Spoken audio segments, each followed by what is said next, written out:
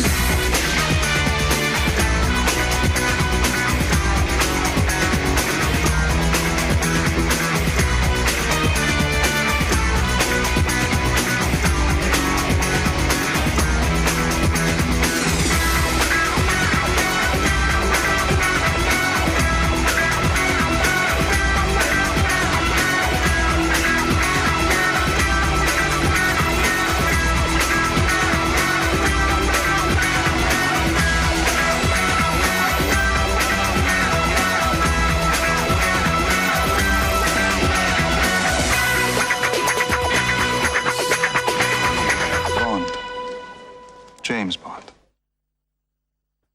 Bonsoir et bienvenue dans cette nouvelle émission Libre Antenne en ce mardi soir. J'espère que vous allez bien du côté de la Guadeloupe, de la Martinique, la Guyane, la métropole, la Belgique et le Luxembourg. Pour ceux qui nous regardent, bienvenue à vous. Ce soir, nous allons parler avec mes invités d'inceste et de violence sexuelle, c'est-à-dire que nous allons faire le bilan et les perspectives de l'AMVI et de SVS Martinique. Alors vous me direz, l'AMVI, MVS, c'est quoi? Dans quelques instants, les personnes présentes sur le plateau vont pouvoir décliner leur nom, leur fonction et puis vous expliquer de quoi on parle ce soir. Je reçois Madame Sylviane Bois-Eustache. Bonsoir Madame. Bonsoir. Alors vous êtes coordinatrice de la SVS. Oui, l'association Stop aux violences sexuelles. Très bien. C'est une association qui est née dans l'Hexagone et en ce moment nous la développons sur la Martinique. C'est une association qui fait de la formation, de l'information, de la formation et de la prévention autour des violences sexuelles. Voilà. Bien. Nous avons aussi avec nous Madame Sainte-Rose Fabienne de l'association l'AMVI. Bonsoir Madame, merci d'être avec nous. Bonsoir, merci de nous recevoir. Donc l'AMVI, c'est l'association Mille et une victimes d'inceste qui aura bientôt 1 an en février.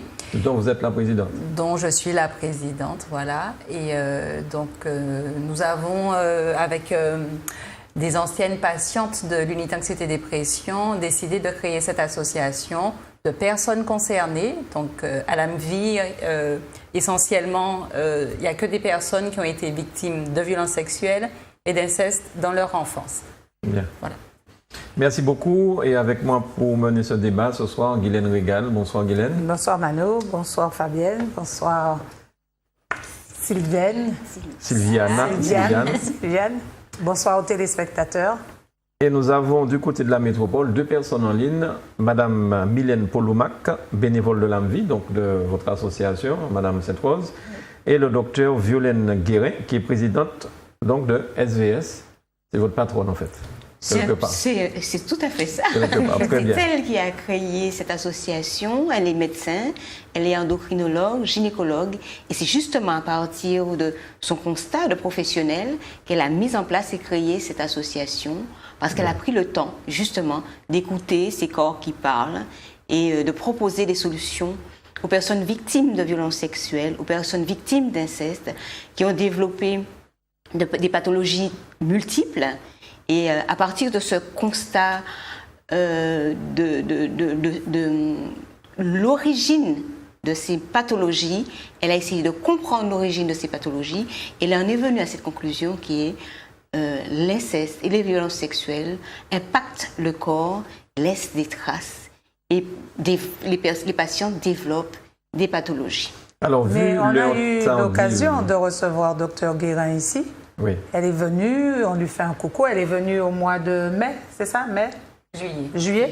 Elle est venue et elle a présenté le livre. Elle est venue en juillet d'abord et en octobre après avec le livre « Comment guérir des violences sexuelles ». Alors, vu les tardives en métropole, elles sont en ligne, donc le docteur Guérin et Madame Mylène Polomac. On ne va pas les faire attendre trop longtemps, donc je vous laisse le choix. l'AMVI, FVS, on fait passer qui en premier? Le docteur Violaine Guérin, puisqu'on va essayer de faire le point sur les 2e assises nationales. C'est un moment très important pour l'association, puisque l'association a décidé sur 5 ans, a mis en place un programme sur 5 ans pour pouvoir éradiquer les violences sexuelles.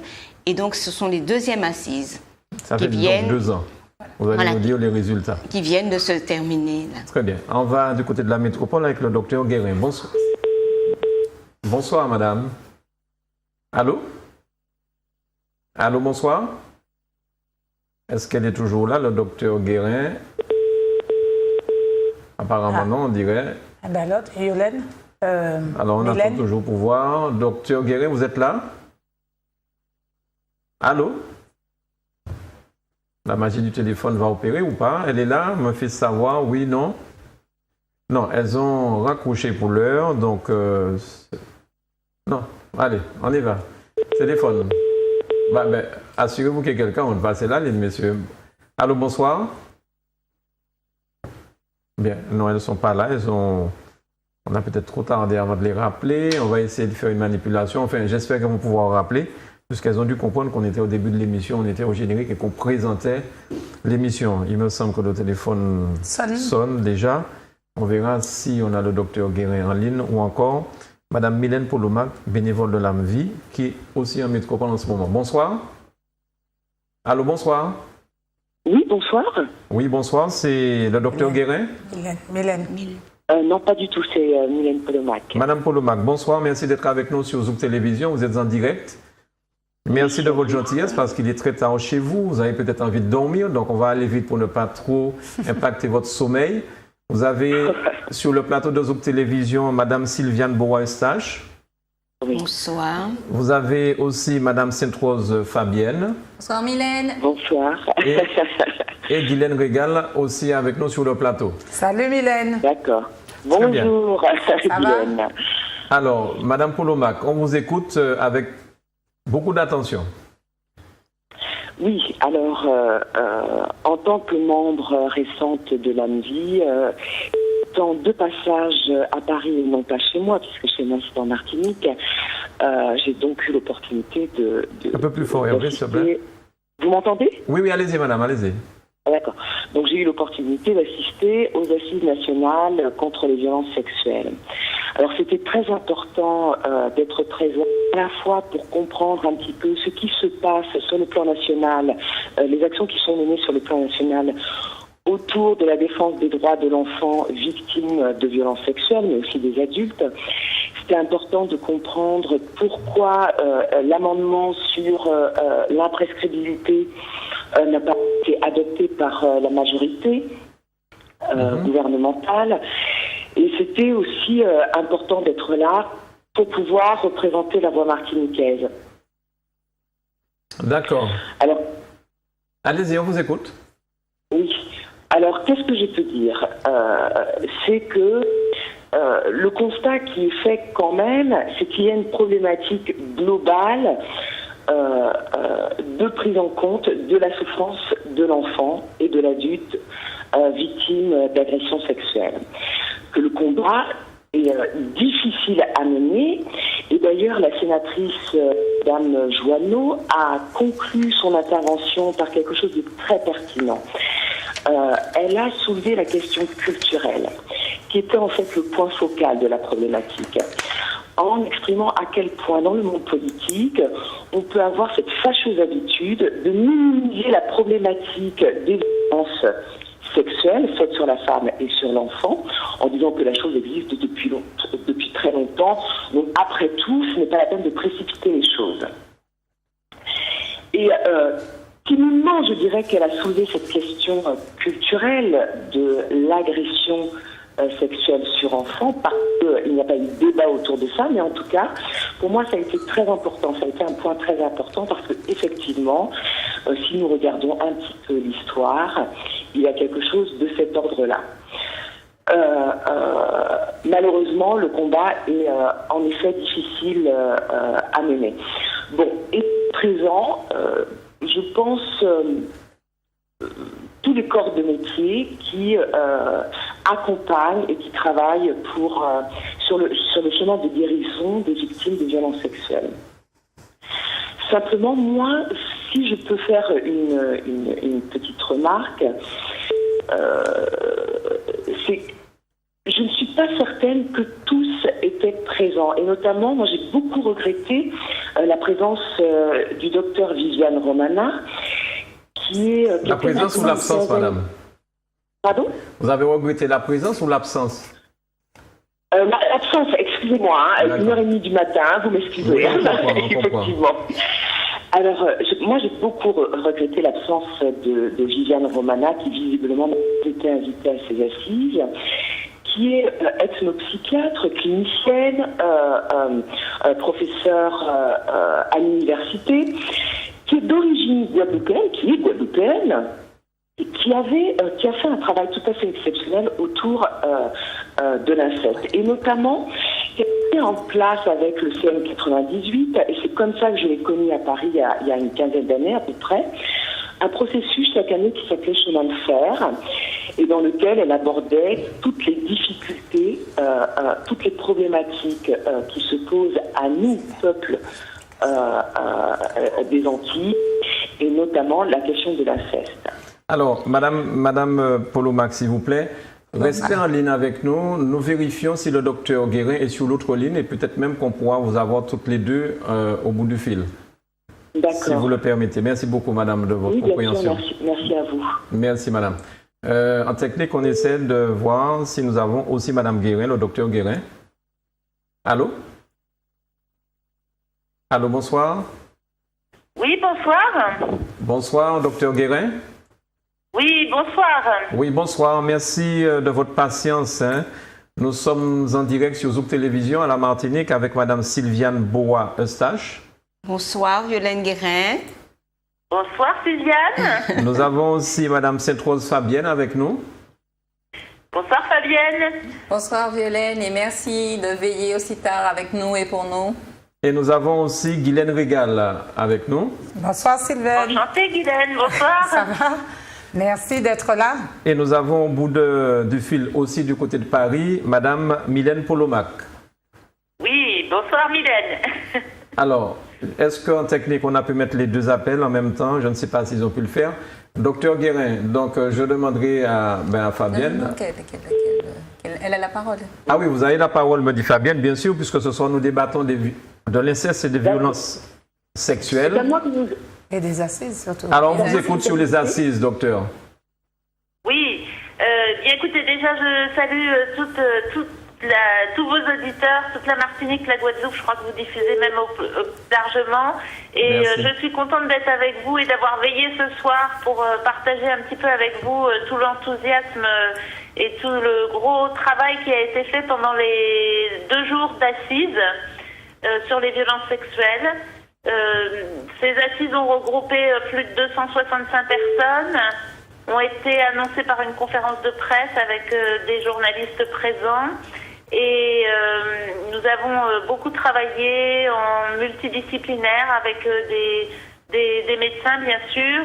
Vous aviez en plus comme représentant de la Martinique le professeur GL, le docteur Sigvard et donc Mylène Polomac qui était aussi à nos côtés. Donc ça, c'était formidable d'avoir des personnes de la Martinique avec nous.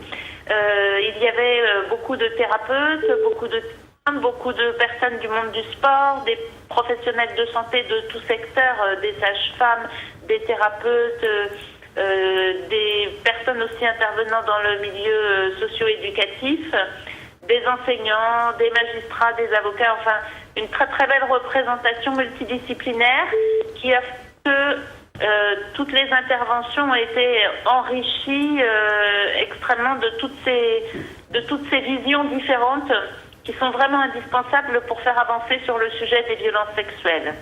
Bien, alors, est-ce que vous avez l'impression qu'on a beaucoup parlé de la Martinique lors de ces assises? C'est vrai qu'on a beaucoup parlé de la Martinique parce que vous faites un travail exemplaire. Il y a énormément de dégâts à la Martinique, mais comme aussi dans beaucoup d'autres endroits. Mais on a la sensation que la Martinique prend vraiment le sujet à bras-le-corps. Et il faut saluer à l'origine de tout cela le gros travail fait par Fabienne Sainte-Rose. Et ensuite, grâce à Fabienne qui a fait un colossal travail, eh bien, nous avons été mis en lien aussi avec Sylviane qui fait un très gros travail aussi SVS et toutes les associations de la Martinique qui font bouger ce sujet et en particulier ce sujet de l'inceste. Donc effectivement, vous êtes exemplaires les journalistes aussi de la Martinique parce que vous n'avez pas peur de parler du sujet. On ne peut pas dire que c'est toujours le cas en métropole. Il y a des journalistes courageux et on a aussi beaucoup fait le lien, bien sûr, avec les actions qui sont en train de se mettre en place en Martinique, mais aussi on a fait le lien avec tous les drames qui se sont passés dernièrement. Pour rappeler que la violence, c'est la racine de la violence et qu'il est important de s'attaquer aux violences les plus extrêmes qui sont les violences sexuelles. Bien. Alors, est-ce que, de votre avis, il y a eu des avancées au sortir des assises? Alors, il y a des avancées, bien sûr, parce que les assises, c'est un point, ça permet un point pour... justement, entériner tout ce qui a été fait depuis les assises 2014. Et d'autre part, ça a été un temps énorme de partage d'expériences, de connexion entre les gens, entre les différents acteurs. Et il y a eu, entre autres ce matin, plusieurs heures consacrées aux ateliers qu'on appelle plateformes, qui sont des partages d'expériences et des enrichissements de créativité sur des actions sur tout le territoire. Donc c'est vraiment les aspects du maillage territorial qui ont été vraiment travaillés avec des partages d'expériences, des actions les plus riches qui sont faites sur le territoire. Je donne par exemple une action formidable qui est faite par une association qui s'appelle Colosse au pied d'argile, qui fait de la prévention spécialement en milieu sportif et qui travaille déjà avec nous depuis 2014, mais là qui a animé des séquences et qui a partagé toutes ces expériences, des documents créés, etc. Voilà, c'est plein d'échanges extrêmement riches. Alors, nous vérifions si Mme Polomac est encore là en ligne. Oui. Oui, Mme Polomac, alors vous étiez aussi aux assises avec le docteur Guérin. Quel est votre sentiment profond? Est-ce que vous pensez qu'il y a eu des avancées? Est-ce que vous êtes d'accord, enfin, que la Martinique, j'ai envie de dire... Allez-y. Alors, je pense que... Bon, c'était les premières assises à laquelle j'assistais, donc je n'ai pas de recul par rapport à 2014. En tout cas, je l'ai pris comme un bilan, effectivement, une forme de rétrospective des décisions qui avaient été prises en 2014, et puis un bilan de ce qui a été fait jusque-là. Donc je ne peux pas mesurer, si vous voulez, s'il y a eu avancée ou pas, mais je le suppose, en tout cas. En ce qui concerne la Martinique, en fait, il est vrai que, comme le disait le docteur Violaine Guérin, que la Martinique a été énormément citée. Alors j'ai pu constater qu'il y avait des projets, en tout cas en direction de la Martinique. Et je pense qu'en étroite collaboration, si j'ai bien compris, l'intention étant de travailler en étroite collaboration avec l'ANVI. Et aussi, nous avons discuté ce matin dans un atelier qui alors je ne me souviens plus du titre, mais c'était comment identifier en fait les enfants victimes d'inceste dans le cadre scolaire. Et nous avons soulevé la question culturelle et identitaire, la question des imaginaires. Et bien évidemment, nous n'avons pas poussé le processus parce que je pense que ce n'était pas le lieu pour. Mais en même temps, c'est vrai que nous avons évoqué cette dimension qui est tout à fait fondamentale. Parce que, effectivement, si les journalistes de la Martinique, et moi aussi j'en profite pour vous remercier la façon dont vous ouvrez en fait l'espace de parole et donc cet espace de conscientisation. Si la Martinique est à ce niveau-là, c'est parce qu'elle, je suppose, commence à prendre la mesure de la nécessité d'un chemin de guérison par lequel elle doit passer. Et ce matin, j'ai commencé à évoquer cette question culturelle, identitaire, et je vais ajouter historique et sociologique. Et cette dimension va être extrêmement importante dans les termes de partenariat que nous aurions avec les programmes mis en place sur le territoire hexagonal. Oui. Parce que si l'inceste est une question commune, c'est-à-dire l'agression de l'enfant est la même partout, la dimension socio-culturelle et historique n'est pas la même. L'approche n'est pas la même. Ce matin, il a été dit, par exemple, qu'en France, il y avait une difficulté, en fait, que les Français avaient une difficulté de jongler entre l'esprit et le corps, que les choses restaient énormément au niveau du cérébral. En Martinique, nous n'avons pas de problématique avec la notion de l'esprit et du corps. Je ne suis pas d'accord, Mylène. Alors, Madame Setrosi, qu'elle n'est pas d'accord là-dessus. Je suis pas d'accord. Et de toute façon, on va pas reprendre en tout cas les débats là à l'antenne là. Quand les médecins ils parlent de cette déconnexion, de ce clivage entre pour que les victimes connaissent. Concernant cette séparation entre le fonctionnement du corps et le fonctionnement du cerveau, c'est scientifique. Donc ça n'a rien de culturel et c'est la victime qui te parle et la victime qui est la victime ce n'est pas du tout de cet aspect dont je parle. Je continue, Mylène. Donc c'est vraiment pour te dire. C'est pas cet aspect que je suis en train d'évoquer. C'est vraiment pour te dire que quand les personnes sont impactées par ce genre de violence, qu'elles soient martiniquaises, qu'elles soient africaines, qu'elles soient grenobloises ou parisiennes, tête yo à côté koyo et c'est comme ça.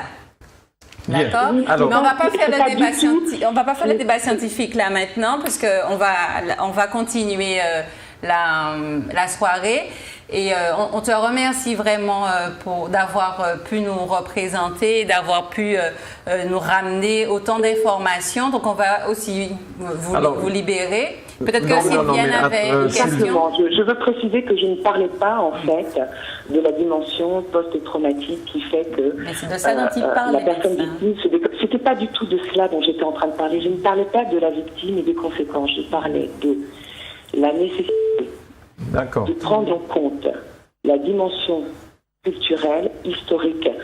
Lorsqu'on part dans une notion en fait de partenariat et de partage des expériences, ce que je voulais dire, c'est qu'il était très important, en fait, de prendre en compte, et ce matin, je pense que Violaine Guérin était d'accord sur le fait que, par exemple, les projets qui sont proposés, qui vont être proposés en Martinique par SVS, il faut une adaptation culturelle. Je ne suis pas en train de parler de l'aspect pathologique. Je suis en train de parler des projets, des outils.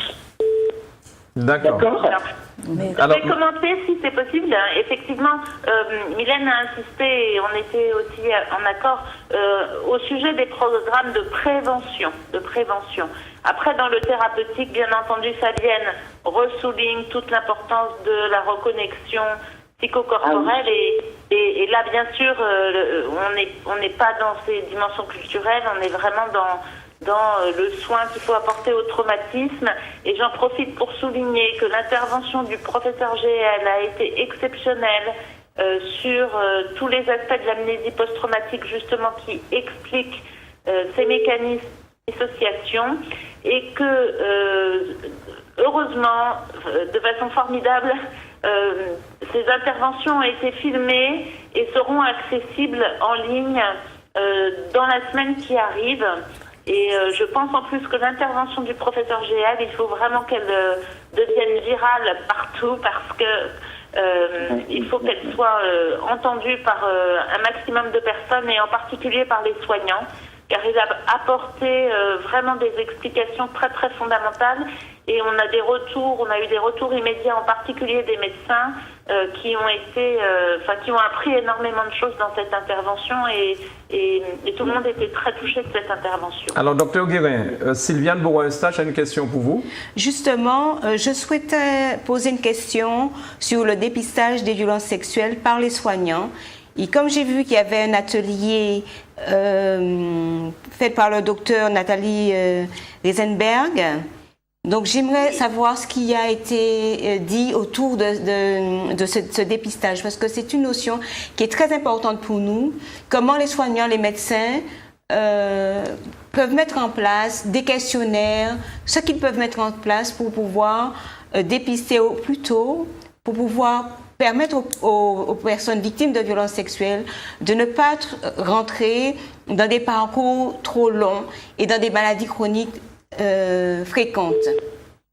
Voilà, alors merci Sylviane de parler de cet atelier en particulier. Je dois dire qu'il y a eu 3 ateliers qui ont eu des listes d'attente très importantes, des ateliers qu'on a dû dupliquer, et justement l'atelier dépistage par les soignants a été un atelier que nous avons dû dupliquer tellement il y a d'attentes et de demandes par rapport à ce dépistage.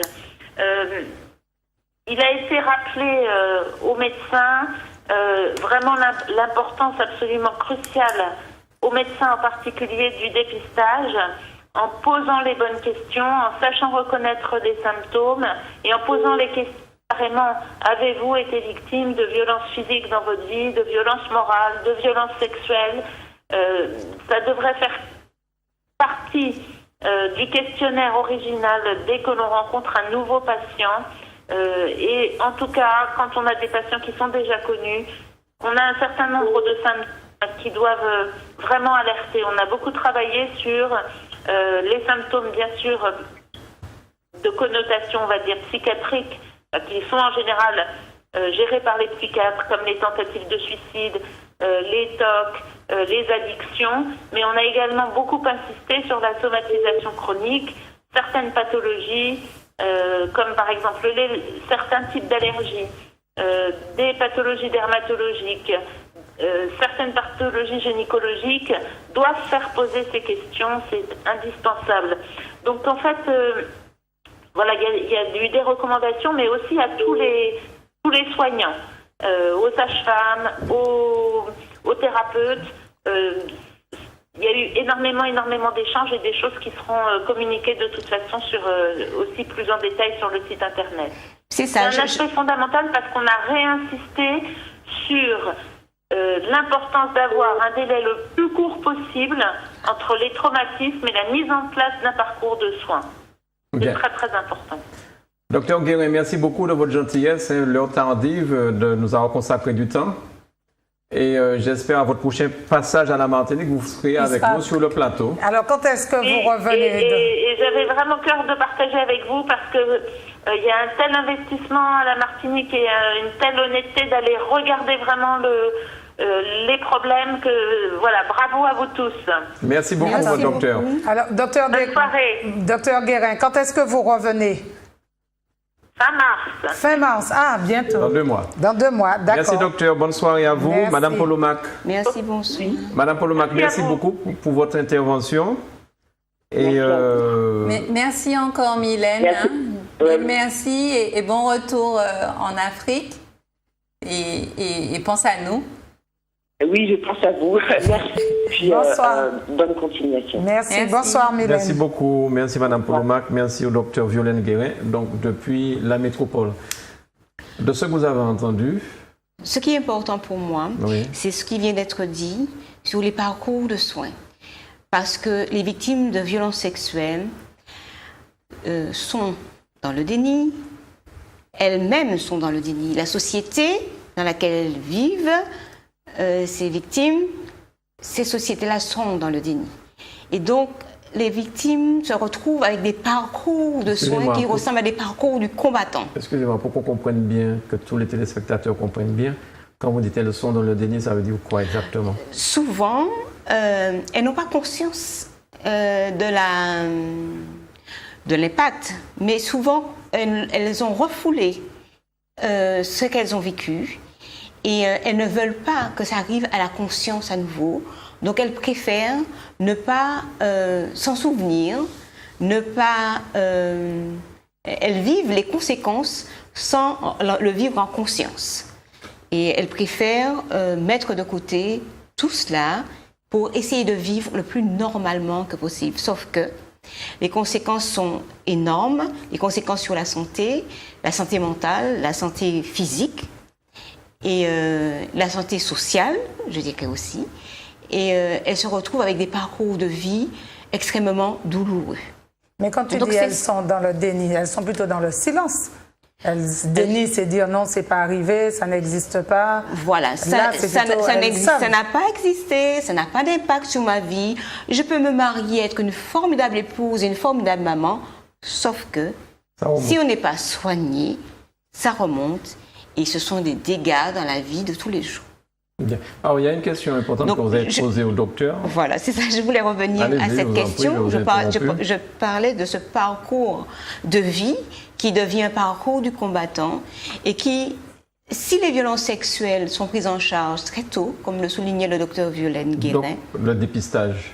Voilà. Qu'est-ce que vous entendez par le dépistage? C'est-à-dire que les médecins, je reprends les termes du docteur Violaine Guérin, les médecins ont reçu 2 heures de formation dans leur parcours universitaire, 2 heures sur les violences sexuelles. C'est très peu. C'est très peu quand on sait et qu'on connaît les dégâts sur la vie d'un être humain. Je redisais, les dégâts sur la santé psychique, la santé physique, la santé sociale. Ce sont des dégâts terribles, ça peut durer toute une vie sans aucune solution et on a des victimes qui luttent sans arriver à avoir une réelle compréhension de ce qu'elles vivent, sans pouvoir l'expliquer à l'autre. Donc, pour nous, c'est important que les professionnels de santé, que les médecins, particulièrement le médecin généraliste, soient formés, soient capables de comprendre avec les symptômes qu'il a peut-être en face de lui quelqu'un qui a été victime de violences sexuelles et lui apporter ainsi des solutions et lui permettre d'être dans la réalité de ce qu'elles ont vécu. Et quand vous parlez de dépistage, comment il peut dépister ça si la personne est dans le déni et ne veut pas en parler? On n'en parle pas. Le docteur Violaine Guérin, justement, disait qu'une chose qui devrait être systématique. On pose la question, vous avez de l'hypertension, vous avez le diabète, etc. Avez-vous vécu des violences? Les traumatismes. Avez-vous vécu un traumatisme? Bon, je parle de violences sexuelles, elle a parlé mais ça de pourrait questionnaire. Voilà, c'est bien ce que je disais. Sous quelle forme le questionnaire? Il y a aussi le triptyque que le professeur GL a créé avec, comment elle s'appelle? À Yveilly, avec Isabelle Aubry. Donc, il y a quand même 3 questions de base qui peuvent être posées et donner un indice fort que la personne, le patient qu'on a face à soi, a été victime de violences sexuelles. Les 3 questions. La première question, avez-vous fait des tentatives de suicide? Souffrez-vous d'addiction? Et avez-vous un comportement compulsif par rapport à la nourriture? C'est-à-dire, souffrez-vous de boulimie ou d'anorexie? Quand on a oui à ces 3 questions-là, on peut réellement se poser la question, est-ce qu'en face de moi, j'ai oui ou non une patiente qui a été victime de violences sexuelles? Je crois que le pourcentage, c'est 91% de femmes et 76% d'hommes. Alors, les 3 questions. questions, Si avez-vous fait des tentatives de suicide? Souffrez-vous de boulimie? Avez-vous un comportement boulimique compulsif alimentaire, c'est-à-dire souffrez-vous de boulimie ou d'anorexie, et êtes-vous victime d'addiction, alcool, drogue? Quand on a oui à ces 3 questions, vraiment on a de fortes chances d'avoir face à soi une patiente qui a été victime de violences sexuelles. Et si cette personne est dans le déni, n'a pas conscience, on peut l'aider à en prendre conscience, on peut la guider vers des associations qui peuvent l'aider à cheminer. Oui, parce que si vous lui demandez si elle a eu dans sa vie des violences sexuelles ou autres, elle va peut-être pas vous répondre oui. Oui, elle peut peut-être même puisqu'elle est dans le déni, elle peut peut-être même dire non. Elle peut dire non, pas seulement parce que... D'amnésie post-traumatique, voilà. C'est le cas de beaucoup de victimes. Donc il y a beaucoup de victimes qui s'ignorent et les souvenirs... se révèlent à des moments, soit quand elles rentrent en thérapie, soit quand elles se marient, soit quand elles accouchent. Donc il y a des événements qui peuvent revenir, ou bien effectivement quand elles commencent un travail thérapeutique, ou bien quand elles participent à des groupes de parole, par exemple.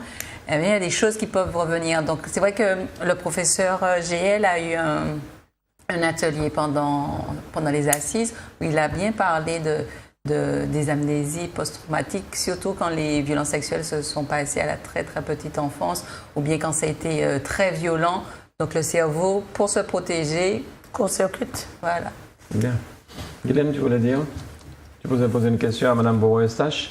Mais elle a répondu, c'était quelles étaient les 3 questions. Les 3 questions. Alors. Donc il est fondamental vraiment pour le dépistage des violences sexuelles que les soignants ont un rôle vraiment important à jouer. Chez les adultes, mais chez les enfants, c'est déjà c'est encore autre chose. Voilà. Et pour les enfants, on a l'observation des comportements de l'enfant.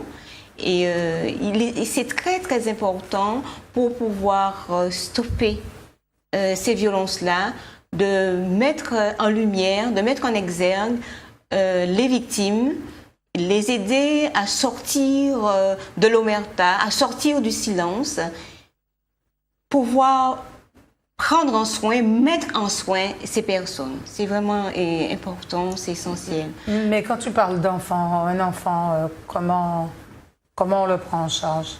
Comment on le prend en charge? Bien sûr, il est important à ce moment-là, quand on parle de former aussi les patients, les professionnels de santé.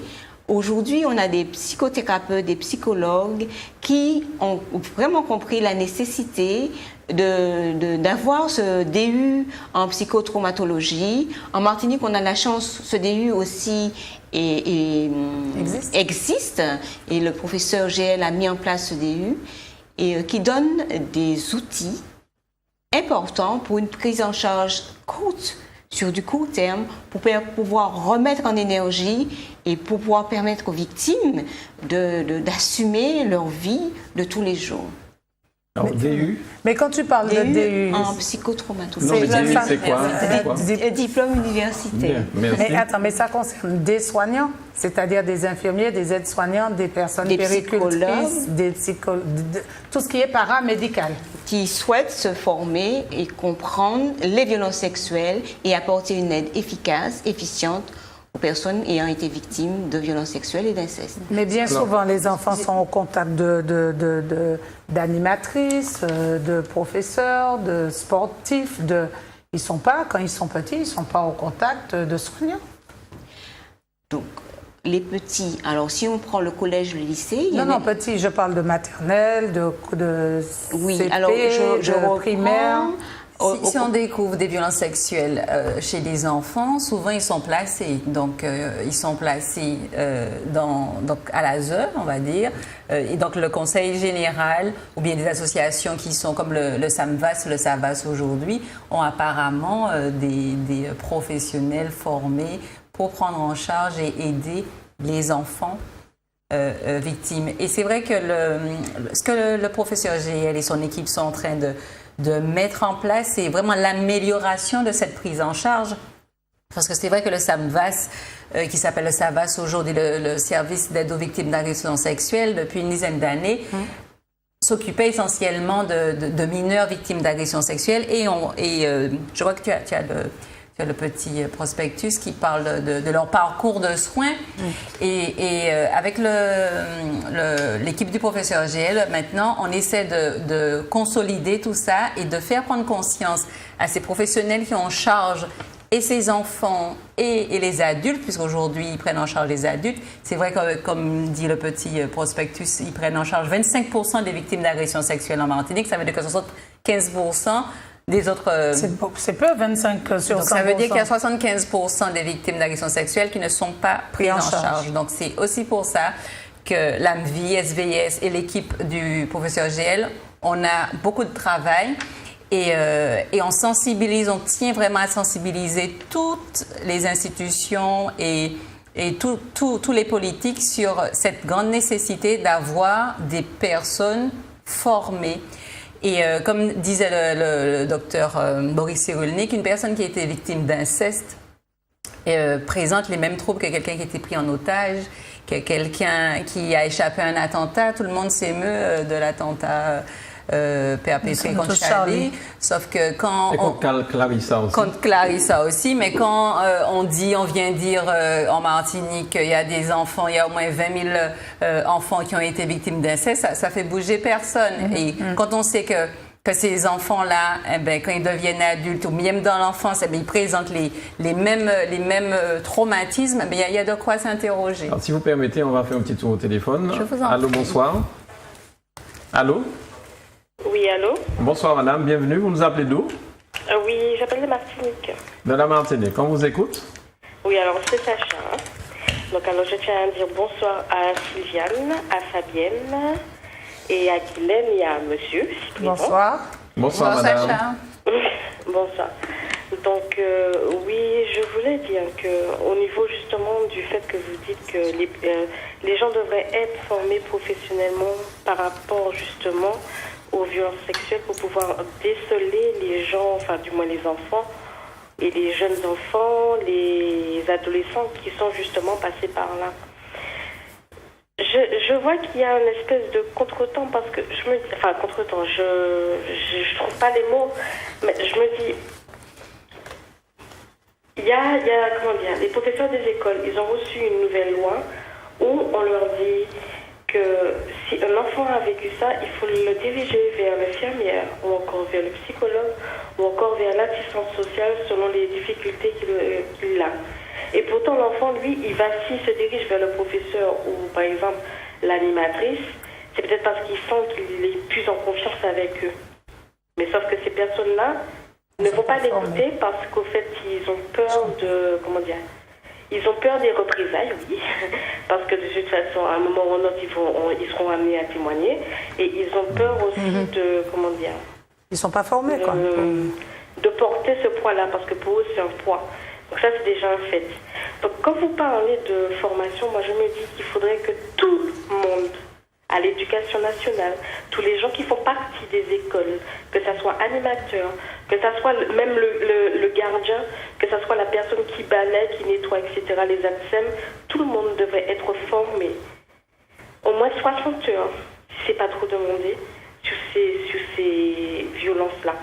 Parce que je me dis que si ces personnes-là sont formées, normalement, on pourrait déceler toute personne, elles pourraient déceler toute personne qui sont confrontés ou qui ont été confrontés par rapport à ça pour pouvoir arrêter le carnage. Pourquoi je dis le carnage? parce que lorsqu'on passe par là, je suis passée par là, lorsqu'on passe par là, surtout la jeunesse d'aujourd'hui qui passe par là, parce qu'ils sont encore plus durs que nous-mêmes, ça va faire un sacré carnage. C'est-à-dire qu'au fait, ça va faire un sacré...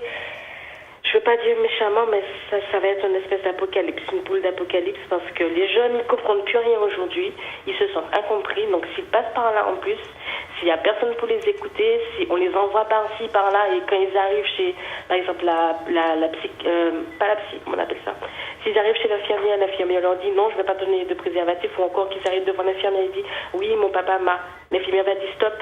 Non, je vous dis ça parce qu'il y a un élève, moi j'ai connu un élève qui allait le dire à l'infirmière lui a dit stop. Pourquoi elle lui a dit stop? Parce que la loi l'autorise à dire stop à un enfant, à un adolescent, pour ne pas qu'elle prenne de responsabilité sur elle. Au fait, les gens, ils ont peur. Voilà, les professionnels qui sont dans l'éducation nationale, ils ont peur que les enfants viennent leur dire, que les adolescents viennent leur dire ça, parce que c'est leur responsabilité aussi qui rentre en cause. Et puis, il faut dire aussi quand on va porter plainte ou quand on fait un signalement par rapport à ces enfants-là, tout est fiché, vous avez votre nom, vous avez votre prénom, parce qu'on ne peut pas faire de signalement anonyme. C'est vrai qu'on peut le faire, mais le signalement anonyme, je suis désolée, on arrive à déceler quelle est l'écriture de qui. Non, les gens, ils ne sont pas cons. Quand on fait un signalement sur ces Madame, apparemment, Sylviane Bourassa semble dire qu'on peut faire un témoignage. On peut faire un signalement anonyme, heureusement. Heureusement qu'on peut faire un signalement anonyme. Mais ça ne passe plus à l'éducation nationale. Ça passe plus à l'éducation nationale parce que moi-même, j'ai essayé de le faire pour un élève. Ça passe pas. Ça ne passe pas du tout. Donc, du coup, j'ai donné mon nom et je peux vous dire que je n'ai plus de travail à cause de ça. Bon. Parce que la mère de l'enfant en question a le bras très long et a décidé de me mettre à la rue. Elle m'a mis à la rue et elle est contente. Mais en attendant, son enfant, il a subi et il subit toujours. Bien. Par son mari. Donc, il y a quand même des choses que... Il y a une différence entre les pratiques.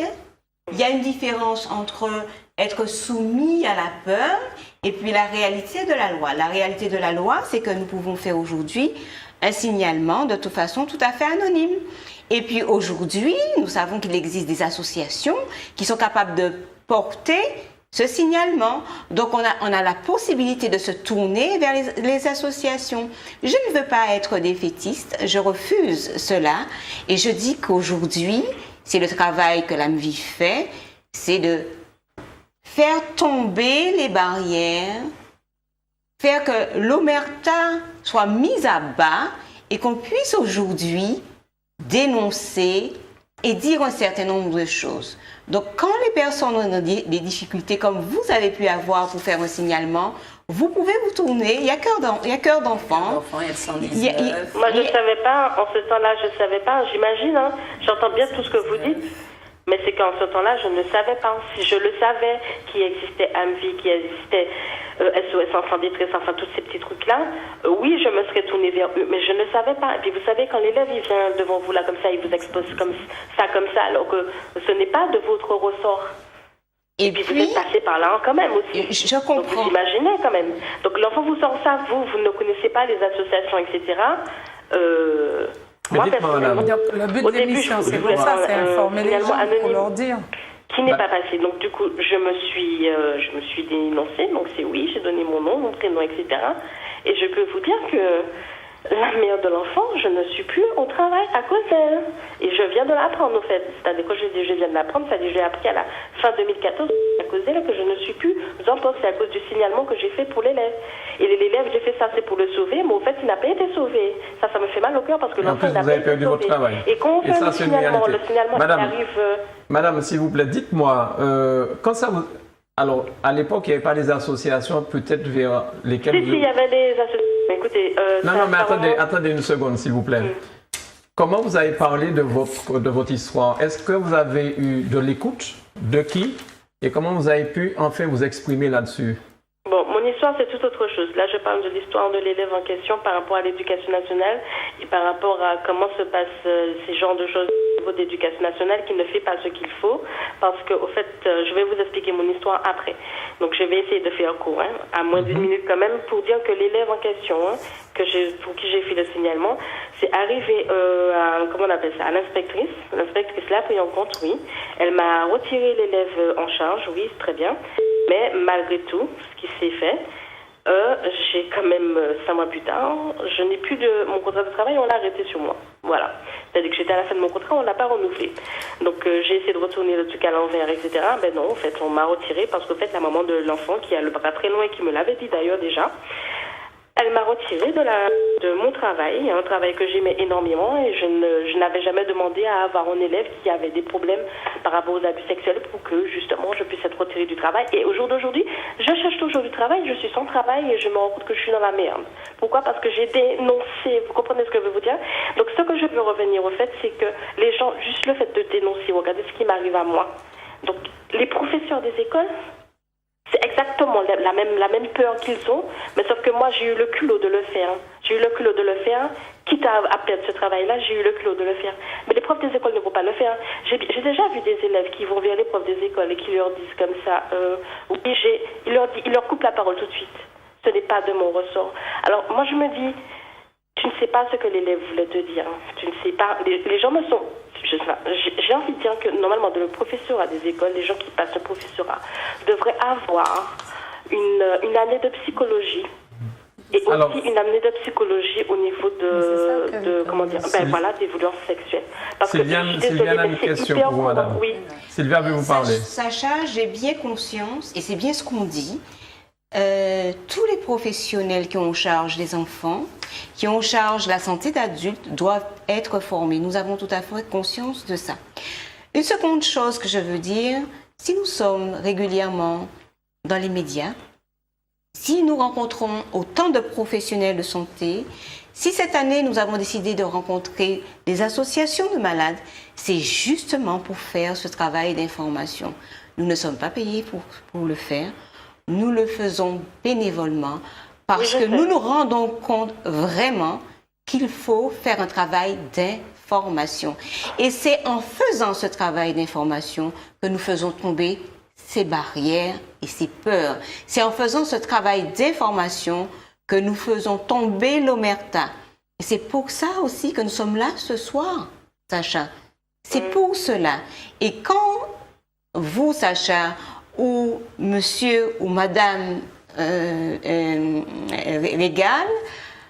nous invitent et prennent en compte cette problématique, nous aidons toutes les victimes justement à sortir du silence. Et c'est tout. Notre objectif, c'est cela, faire cesser la loi du silence. Et c'est comme ça, et c'est vraiment comme ça que nous allons pouvoir, je dirais, rendre les choses plus faciles, plus aisées. Parce que, effectivement, la peur, on n'a pas l'habitude de parler de violence sexuelle. On n'a pas l'habitude d'entrer dans l'intimité des gens. On a cette peur, on a cette gêne. Et c'est plus nous allons faire notre travail d'information, plus les choses seront plus fluides, plus faciles et plus simples. Et nous allons vraiment aider les victimes comme ça. Bien. Voilà. Oui, non, je vous entends bien. Je suis d'accord avec vous, avec votre topic et tout. Sacha, alors, Fabienne vous dit quelque chose, Sacha? Je tiens vraiment à te féliciter de cette démarche que tu as eue en signalant cet enfant. Et tu as fait juste, d'accord? Et quand j'entends ton témoignage, ça me fait penser à celui de Madame Bostelin, la directrice de l'école de Trenel, quand nous sommes allés la voir pour que cette école-là soit l'école pilote, en tout cas pour développer le plan de prévention de SVS et de l'AMVI. Elle nous a dit, et donc c'est une dame qui a quand même au moins 30 années d'expérience, ces difficultés et les menaces de mort qu'elle recevait de la part des parents qu'elle avait dénoncés. Mais il pas molli.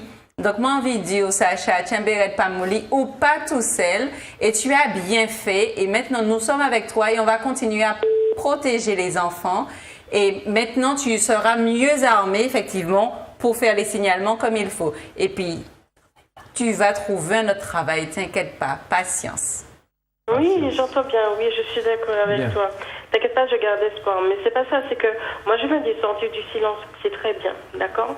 Comme ça, plus de femmes sortiront du silence, mieux on sera entendu et mieux les choses vont avancer. D'accord. Mais il y a un souci qui se pose, c'est qu'au fait, enfin un souci, Je vais vous rapidement, dire... Sacha, parce qu'il y a d'autres personnes qui veulent intervenir. Oui, je vais faire compte.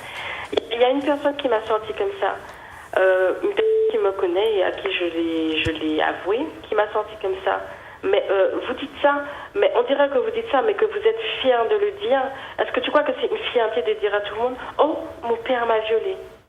Voilà ce que la personne m'a sorti. Quand la personne m'a sorti ça, je suis restée clouée et je me suis dit dans ma tête « Est-ce que je ne devrais pas fermer ma bouche ?» Jamais, au fait. Sachant que je l'ai déjà ouverte. Hein. Mais est-ce que je ne devrais pas fermer ma bouche à jamais? Parce que la personne m'a dit ça d'une manière comme quoi que oui. Est-ce que c'est une fierté? Parce qu'à la limite, la personne, c'est comme si elle me disait que on a l'impression que quand tu dis ça, c'est une fierté pour toi que ton père t'est passé dessus pendant des années. Pardon. J'ai l'impression qu'il y a des gens qui sont ignorants. C'est soit ils sont ignorants ou je sais pas, mais ou ils s'expriment mal. C'est vrai que je m'exprime mal, mais la fierté, ce n'est pas d'avoir été victime. La fierté, c'est d'avoir trouvé le courage, la force, la dignité de se prendre en charge, de se prendre en soin et de dénoncer les choses. C'est ça la véritable fierté, parce qu'il faut vraiment une force extraordinaire pour survivre aux violences sexuelles, pour être une survivante, pour se prendre en soin et pour dénoncer les choses. J'ai envie de dire, comme Fabienne vient de le dire, félicitations Sacha.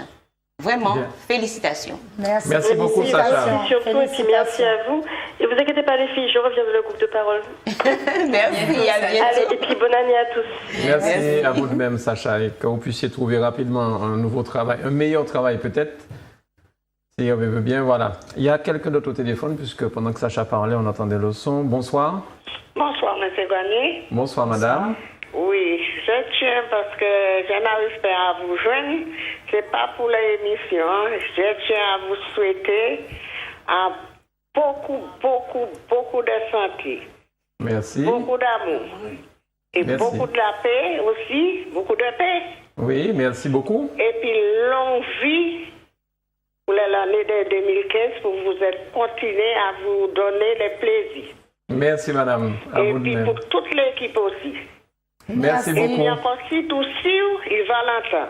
Merci J'ai bien. envie de Siou, c'est lâcher un peu.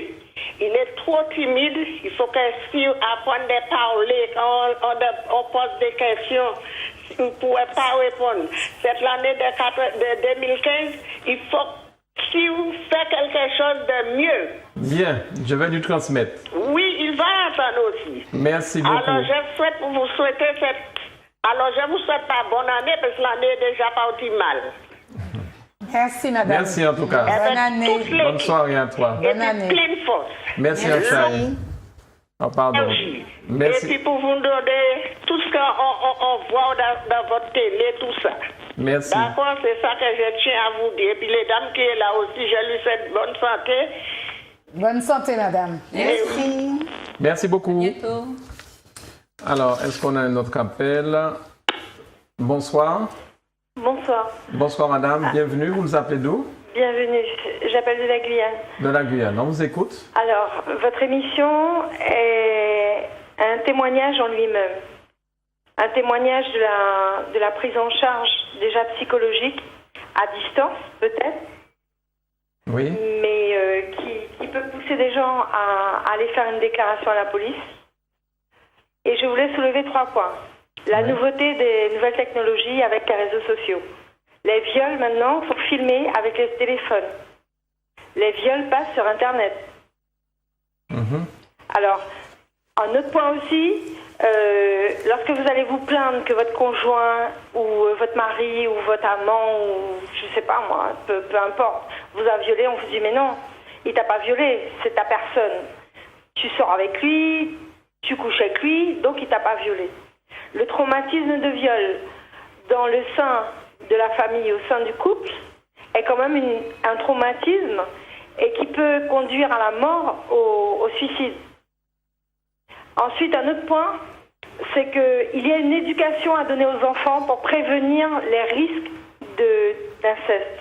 Il faut éduquer nos enfants pour qu'ils sachent que le corps est à respecter, que les attouchements venant des adultes n'est pas voulu, ne doit pas se faire, expliquer la démarche psychologique de protection à chacun des enfants, des adolescents et des adultes eux-mêmes. Car il y a des adultes qui ne savent pas faire la part des choses entre le normal et l'abus. Ils sont tellement habitués à être abusés qu'ils finissent par prendre ça comme état de fait et comme étant normal. Et puis, une autre chose aussi, je tenais à féliciter la jeune fille, elle a perdu son travail, mais je tenais à lui dire que les gens intègres, fidèles, loyaux et honnêtes ont toujours du travail. Bien. Et je voulais remercier les 2 personnes qui sont sur le plateau pour leur temps qu'elles donnent, pour leur énergie qu'elles donnent et pour la prise de conscience qu'elles donnent aussi aux autres personnalités qui sont dans le domaine du médical, de la psychologie, pour soigner la masse de personnes touchées par ces traumatismes. Et là, je vous dis bravo. Des choses existent comme ceci en Guyane, en Martinique, en Guadeloupe, partout dans le monde. Et vous êtes des bougies que l'on allume et qui répondent à nos prières. Merci. Merci beaucoup, madame. Je ne connais pas votre prénom. Elle est partie. J'ai entendu beaucoup d'émotions dans sa voix. Et je veux lui dire qu'on est avec elle. On est présent près d'elle. Et j'ai ressenti sa souffrance. Et je l'encourage à continuer parce que je la sens déterminée à prendre soin d'elle. Et je l'encourage vivement à continuer à prendre soin d'elle. Et elle a soulevé 3 points. Ils sont tous les 3 vraiment très importants. Le rôle des réseaux sociaux dans la pédopornographie. Ça, c'est un problème important pour notre société. Comment aujourd'hui, volontairement, on agresse des jeunes filles et des jeunes hommes tout simplement pour pouvoir le mettre sur le réseau. Uniquement pour cette seule raison-là et faire le buzz. Donc, il nous faut, nous adultes, réfléchir à ce qu'effectivement qu'on transmet à nos enfants. Quelle est notre consommation personnelle de pornographie? Il faut quand même qu'on s'interroge. Quel adulte sommes-nous? Et puis, le poids de cette industrie de la pornographie. Donc, il faut vraiment qu'on mette en lumière tout cela pour qu'on puisse aujourd'hui proposer autre chose à nos jeunes que les adultes, que nous sommes pas très clairs face à notre consommation de pornographie et ce que nous voulons vraiment réellement transmettre à notre société. Donc, on a une responsabilité. Juste ce que je voulais vous demander, parce que je ne sais pas si vos structures existent en Guyane. Par contre, si vous pouvez donner vos numéros de téléphone pour que les gens de Guadeloupe, de Guyane, de là où ils sont, puissent éventuellement vous appeler, puisque Fabien nous avait monté un groupe de parole. À quel numéro on peut vous joindre? Je vais réagir à ce qu'elle vient de dire, notre amie guyanaise. Cette année, nous avons rencontré 2 associations. Donc on a essayé d'établir des partenariats donc avec l'Union des femmes de la Martinique et aussi avec l'association Trait d'Union et la Maison de Justice et du Droit des Terres Saint-Ville. Et ces 2 associations disaient qu'elles avaient reçu chacune près de 4000 personnes à leurs antennes.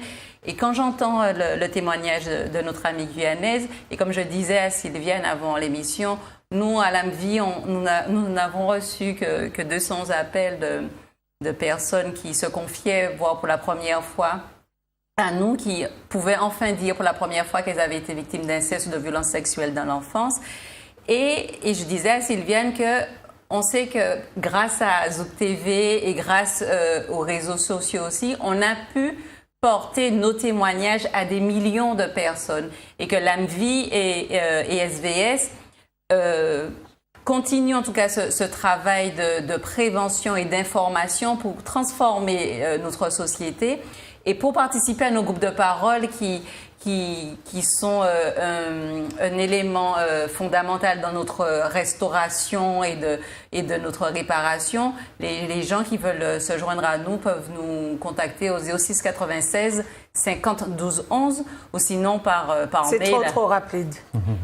Et c'est un fixe portable, c'est 05. Donc vous pouvez nous joindre sur le portable, donc au 06 96 50 12 11. Nous envoyer des SMS si c'est trop difficile de déjà porter la parole. Et c'est vrai que ce système de portable et de SMS, ça nous aide beaucoup.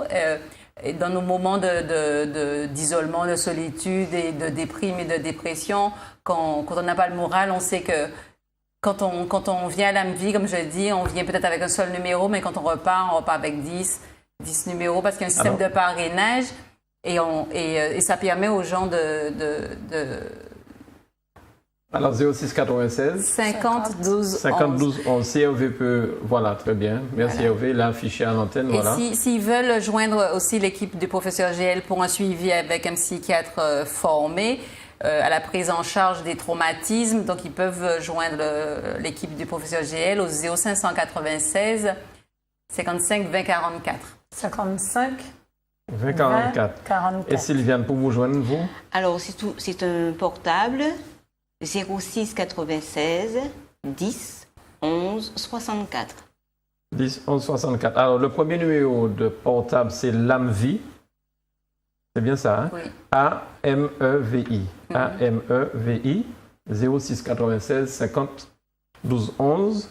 Le second numéro, 06 96 10 11 64, c'est SVS. Oui, Stop aux violences sexuelles. Stop aux violences sexuelles. Et là, vous pouvez appeler de partout. Mais il y a un numéro gratuit aussi, non? 39. C'est pour les violences conjugales, 39 19. Voilà. Pour revenir vraiment sur les propos de notre amie guyanaise et sur les propos de Sylviane, ce qu'on essaie vraiment de mettre en place, et avec le concours du docteur Sigvard et du professeur GL, c'est vraiment de créer une autre façon de prendre en charge les victimes. Et c'est vrai que Marisol Touraine, le 25 novembre dernier, a souhaité créer, c'est la ministre des Affaires sociales, de la santé et des droits des femmes, a créé un poste de référent aux violences sexuelles au niveau des hôpitaux, des services hospitaliers d'urgence. Et pour une meilleure collaboration et concertation entre la justice et la santé. Et c'est vrai que ce matin, on était avec Monsieur Raymond Rémis, donc de l'antenne de Justice et du droit des Terres-Saint-Ville, à qui on est venu présenter nos projets de partenariat. Donc je pense que bientôt, on va ouvrir un groupe de parole aux Terres-Saint-Ville avec eux. Et on lui expliquait cette nécessité que la justice et la santé fonctionnent ensemble. Alors, quand vous parlez de justice et de groupe de parole, est-ce que les gens qui viennent chez vous, dans le groupe de parole, après vous transmettez ça à la police? Ou est-ce que les gens peuvent venir en toute quiétude, venir vous parler? En toute sécurité. En toute sécurité, venir vous parler sans se dire que demain, lorsque je devrais aller témoigner à la police? Non. L'AMVI, franchement, l'AMVI, c'est surtout des groupes de parole, donc de personnes concernées qui veulent se libérer, qui veulent aller mieux. Donc, nous n'avons pas de compte on a de compte à rendre à personne, ni à la police, ni au docteur, ni aux politiques, à personne, seulement à Dieu. Et donc, les personnes le logo Kocha, il est bien puisque vous dites confiez-vous à ceux qui vous croient, vous écoutent et vous défendent. Ça, c'est le slogan de certainement Sortant de l'inceste. C'était le slogan de la campagne organisée par le préfet cette année. Mais pour revenir au fonctionnement de l'AMVI, donc les personnes qui viennent à l'AMVI, donc tant à l'hôpital, au CHU de Fort-de-France, qu'à l'antenne de justice et du droit du Lamentin, puisque nous avons ouvert depuis mi-décembre un second groupe de parole. Donc nous avons 2 groupes de parole maintenant par semaine, ce qui est très, très bénéfique pour nous. Quels sont les jours? Donc, c'est le samedi après-midi de 14h à 16h au CHU de Fort-de-France et le mercredi après-midi de 14h à 16h à l'antenne de justice et du droit du Lamentin. Donc, demain après-midi, nous avons notre groupe de parole Et donc, pour que les gens y participent, il faut appeler au 06 96 52 11. Et donc, c'est des lieux sécurisés. Il n'y a pas que les fonctionnaires qui sont peut-être impactés.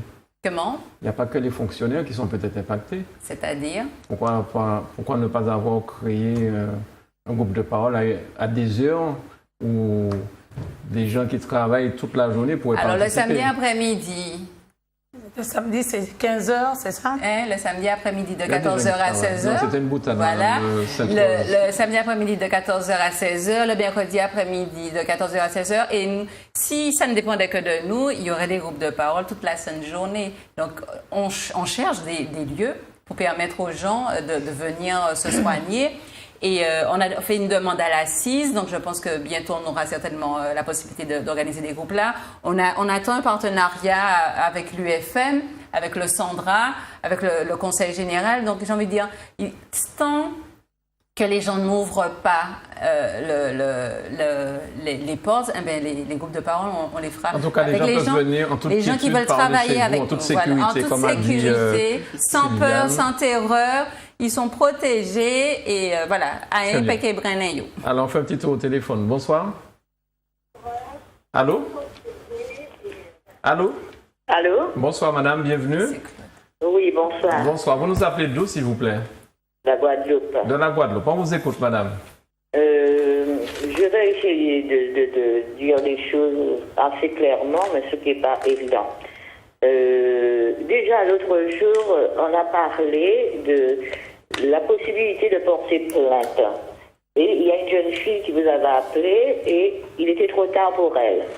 Vous lui avez dit ensuite que comme vous avez... qu'on avait une nouvelle loi qui allait lui permettre de déposer plainte. Mais elle, elle pense toujours qu'elle aura des difficultés vu la position de la personne qui l'avait, depuis son enfance. Moi, il me semble que dans le temps, on disait que vous pouvez porter plainte à partir du moment où vous commencez à faire des déprimes, à faire avoir des addictions, à partir de ce moment-là, comme on essaye de découvrir ce qui se passe, on découvre aussi qu'il s'est passé quelque chose dans votre enfance où vous aviez 3 ans et plus, et que c'est à partir de ce moment-là que vous aviez à peu près 10 ans pour pouvoir porter plainte. Mais je vois que c'est pas la même chose.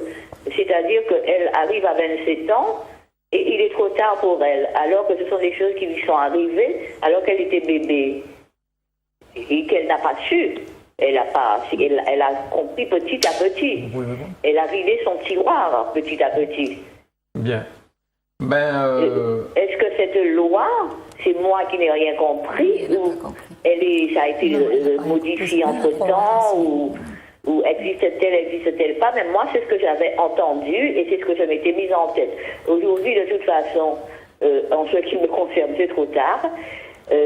Quand on parle de guérison, je ne suis pas sûre. On arrive à se libérer, certainement, mais la guérison, je ne crois pas qu'elle existe pour des gens qui ont été atteints à n'importe quel moment de leur vie, que ça soit à bébé ou à 3 ans ou des trucs comme ça. On continue de vivre ça, parce que surtout quand on a été par un parent, parce que on a des familles, on aurait dit que c'est une maladie où toute la famille est comme ça. Bien. Toute la famille est comme ça, du grand-père à l'arrière-grand-père au papa, et puis les mamans qui sont à côté, qui regardent et qui disent rien. Un jour, à l'âge de 7 ans, on dit mais il ne faut plus toucher l'enfant comme ça parce que tu vois pas qu'elle a commencé à grandir et qu'il ne faut pas la toucher. Ah oui, mais si je ne peux même pas toucher ma fille, je ne peux même pas la caresser, où on va? Alors, on va essayer de répondre à la question sur la loi. Pardon, sur la loi. On va essayer de répondre là-dessus. Maintenant, est-ce qu'elle a été de nouveau votée? D'accord, on répond tout de suite là-dessus. Alors, justement, concernant cette histoire de loi, j'ai pu comprendre que tous les députés n'ont peut-être pas fait ce qu'il fallait. J'entends mal. Non, raccrochez, madame, elle va vous répondre. Vous allez entendre par la télé. Merci. S'il vous plaît, merci à vous. Alors aujourd'hui, ce qui existe aujourd'hui... le temps qu'elle revienne devant son poste de télévision. D'accord, on lui laisse parce qu'on lui demande. D'accord. Ce que Madame vient de dire, c'était très intéressant parce qu'elle a posé plein de questions sur la famille. Alors, ce sentiment que les choses se répètent de génération en génération. Effectivement, tant qu'on n'a pas soigné un membre de la famille, tant qu'on n'a pas mis en lumière cette famille, effectivement, de génération en génération, et c'est ce que Madame Sainte-Rose dit très clairement, moi je me suis prise en charge parce que je ne veux pas que mes enfants soient impactés, parce que moi j'ai subi. Donc il faut vraiment stopper, arrêter les choses en se prenant en charge, en se mettant en soin. Ça c'est vraiment très important. Alors elle a parlé d'une seconde chose qui est très importante, c'est le cadre de référence. Alex Miller, voilà, qui a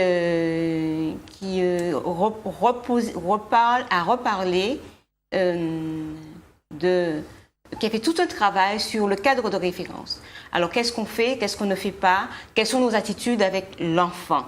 Alors, une chose très simple sur laquelle je veux revenir, je vais prendre l'exemple de la toilette. À 3 ans, un enfant est relativement indépendant, il peut faire sa toilette tout seul. L'adulte n'a pas besoin d'investir la salle de bain, d'investir le corps de l'enfant en lui imposant une présence, en lui imposant des gestes qui ne sont pas nécessaires. Ou en se douchant avec lui. Ou en se douchant avec lui, ou en dormant avec lui. On a vraiment besoin de refaire toute une éducation, aussi bien dans la famille, à l'enfant et aux parents, pour reprendre ce cadre de référence. Ça, c'est très important. Donc, le témoignage de l'auditrice sur la téléspectatrice sur la Guadeloupe est très, très intéressant. Je vais revenir sur ce qui se fait actuellement pour le délai de prescription. Aujourd'hui, on peut porter plainte à partir des 18 ans. Pour les violences sexuelles, on a 10 ans. Donc, de plus 10 ans, de 18 ans plus 10 ans, on a jusqu'à 28 ans pour les violences sexuelles. Pour les cas d'inceste, de viol, oui, pardon. Pour les cas de viol, à partir de 18 ans, on a 20 ans. 18 plus 20, on a jusqu'à 38 ans. SVS a mené un combat. 2 sénatrices sont montées au front pour faire changer cela et obtenir l'imprescriptibilité. Nous n'avons pas obtenu l'imprescriptibilité. C'est-à-dire nous voulions que ce crime soit imprescriptible, qu'il n'y ait pas de délai pour porter plainte. Effectivement, ça pose un problème. Mais attends, tu disais qu'il n'y ait pas de délai. Pourquoi? C'est-à-dire que tu dis qu'on a jusqu'à 28 ans, ou 38 ans pour porter plainte, puisque c'est 18 plus 10. Mais 18 plus 20. Mais il faut rappeler que le syndrome post-traumatique, où bien souvent les gens, ils s'en souviennent que tardivement. Voilà, quand ils ont 30 ans, quand ils ont 28 ans, quand ils ont parfois 40 ans. C'est bien la problématique. Et la téléspectatrice a dit les choses très justement. Elle s'est trompée, mais c'est très justement. Parce qu'en fait, ce que nous voulions obtenir, c'est que on puisse porter plainte à partir du moment de la réminiscence, à partir du moment où on se souvient. Mais ça, c'était trop difficile pour, dans le cadre de la loi, de mettre cela en place. Donc, c'était un peu juste ce qu'elle disait. C'est ce qu'on aurait voulu, dans l'idéal, on aurait voulu ça, permettre que la victime puisse porter plainte à partir du moment où elle s'en souvient. Le combat continue. Ça n'est pas possible. On avait voulu aussi obtenir l'imprescriptibilité et on sait qu'aujourd'hui, les seuls crimes pour lesquels il y a imprescriptibilité, ce sont les crimes, les génocides. Et ça, on n'a pas voulu, les députés, les sénateurs n'ont pas voulu qu'il y ait amalgame. Donc, ils nous ont dit non. Est-ce que les députés de la Martinique se sont emparés de ce combat? Donc, je finis. Donc, les sénateurs ont dit oui pour 10 ans. Donc au Sénat, ça a été voté, les sénateurs ont dit oui pour 10 ans. Ça veut dire quoi? Ça veut dire quoi pour 10 ans? Ça veut dire 10 ans de plus. C'est-à-dire qu'aujourd'hui... Aujourd'hui, nous avons 20 ans et 10 ans. 20 ans pour les viols, 10 ans pour les violences sexuelles. 20 ans après les 18 ans, 10 ans après les 18 ans. D'accord? Mais le vote du Sénat tombe à l'eau puisque l'Assemblée nationale n'a pas suivi. Mais j'ai envie de souligner ça. J'ai vraiment envie de dire qu'aujourd'hui, les sénateurs avaient dit oui. Oui pour 10 ans de plus, ce qui fait qu'on aurait eu plus 10 ans, on aurait eu 30 ans. Plus 10 ans, on aurait eu 20 ans. Ce qui fait qu'on aurait eu jusqu'à 38 ans et 28 ans. Jusqu'à 48 ans et 28 ans. Ce qui était vraiment... C'était bien quand même. Qui était vraiment bien et qui nous paraissait un peu juste. Les sénateurs, oui, vraiment, je veux remercier les sénateurs qui ont vraiment porté ça. Ils ont dit oui. Et nos députés, les députés, ont dit non. Quand vous dites les députés de métropole aussi ou les députés de métropole aussi. Et une chose que j'ai notée qui m'a vraiment frappée, les Verts ont dit non. Ah bon? Les députés socialistes ont dit non. Dans leur grande majorité. Et ça, c'est à souligner. Et quand on a nos députés, alors, M. Serge Letchimy a dit non. Mais comment Attends, mais laisse-moi finir. Il y a 4 députés. Elle a parlé seulement de M. Letchimy. Alors, je vais reprendre mes notes. Je ne connais pas le vote de M. Alfred Marie-Jeanne. Je ne l'ai pas retrouvé. M. Letchimy a voté contre, puisque le groupe auquel il appartient a voté contre. M. Nilor a voté pour. Et puis, M. Azero, je n'ai pas compris le vote de M. Azero. Parce que nous avons eu un petit mot sur le site qui disait « Il aurait voulu voter pour, il aurait voulu voter pour », sauf qu'on ne retrouve pas son vote. Alors je me suis peut-être trompée, mais c'est ce que j'ai retrouvé. Bien. Donc, on a un travail. Tous, nous avons un travail. Il était quoi? Pourquoi? Comment vous dites qu'un tel a voté pour, un tel a voté contre? C'est quoi? C'est pas le groupe qui vote? Non. Chacun vote et il appartient à un groupe, effectivement. Et puis, s'ils ont ils ont négocié, si le groupe a décidé, et c'est l'explication que M. Serge Letchimy nous a donnée, son groupe avait décidé de voter contre, donc il a suivi. Mais il y avait la possibilité de voter en son âme et conscience. Il a suivi ce que le groupe avait demandé. Mais nous remercions M. Nilor. Nous le remercions d'avoir voté pour. Ça veut dire qu'en Martinique, on parle de niveau de conscience élevé. Donc, on sait qu'il y a tout ce travail à faire auprès de nos sénateurs et de nos députés. Et nous sommes heureuses de savoir que nous pouvons compter sur M. Nilor et que le travail d'information pourra continuer à partir de ça. Et nous sommes très positives par rapport à cette loi et elle va être représentée. Donc je vais rebondir sur l'engagement, en tout cas des politiques. C'est sûr que si le député n'a pas pu soutenir, en tout cas, cette loi, en tout cas dans ses actes et dans ses directions, que ce soit au niveau du conseil régional ou quel que soit... En tout cas, avec Mme Manet ou même Didier Laguerre, qui est le nouveau maire de Fort-de-France. En tout cas, il y a des hommes et des femmes politiques comme Mme Sylvia Saïd-Soutane, comme Karine Mousseau. Donc, en Martinique, il y a vraiment, on va dire peut-être 5 ou 6 hommes politiques qui ont décidé de prendre au sérieux cette question. Et ce sont c'est des questions qui sont nouvelles pour eux. Donc, je pense que maintenant que M. Letchimy et les autres qui ont vu notre détermination à vraiment faire prendre conscience tant à la société qu'aux hommes politiques de la réalité et des conséquences des violences sexuelles, ils vont peut-être, la prochaine fois qu'on aura une loi qui va demander l'allongement du délai de prescription, prendre les choses au sérieux et pouvoir se détacher certainement de la position de son groupe, puisqu'il nous a vraiment, quand il nous a reçus en décembre, en novembre 2014, il nous a vraiment donné son soutien. Et je pense qu'il reste quand même un homme de parole et qu'il va, pendant cette année, nous montrer qu'il ne nous a pas raconté des blagues, quoi. Oui, il faut souligner que M. Serge Letchimy nous a dit à quel point il était sensible à cette question-là, que c'est quelque chose qui le touchait. Parmi les 4 députés, c'est le seul à nous avoir reçus. Il nous a reçus, il nous a dit à quel point ça le touchait, que c'était une problématique qu'il avait à cœur de soutenir et d'aider dans le développement de l'information, de la prévention. Donc on a son soutien. On a le soutien des hommes et des femmes majeurs de ce pays quand même. On fait un petit tour au téléphone. Bonsoir. Allô? Oui. Bonsoir, madame. Bonsoir. Bonsoir, vous nous appelez d'où? Oui. Bonsoir, madame.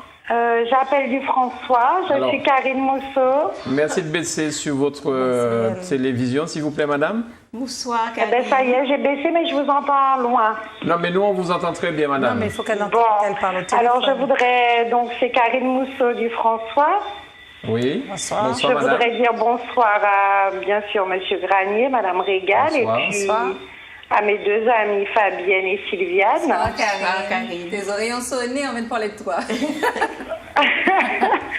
Alors, ce que je voulais vous dire, bien sûr, c'est que je vous soutiens de tout cœur, même si mon emploi du temps est un peu juste, donc c'est pas toujours facile.